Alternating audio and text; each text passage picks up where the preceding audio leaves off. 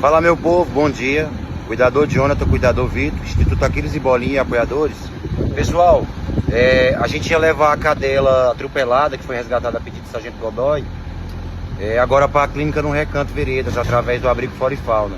Porém, a cadela faleceu agora de manhã e... Enfim, a missão é essa. O que eu quero falar para vocês aqui agora? Vamos levar o cachorro, o bispo, resgatado lá do setor 12 da Igreja Católica,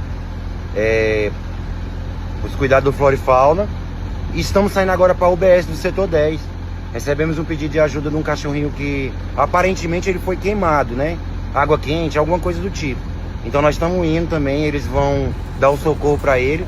E eu conto com a empatia de vocês para ajudar a gente com gasolina, com recursos até para os cuidadores tomar uma água no meio do caminho, porque a gente cuida praticamente 24/48 tá na causa animal. Então é isso aí, pessoal, apoia a gente da forma que vocês puderem.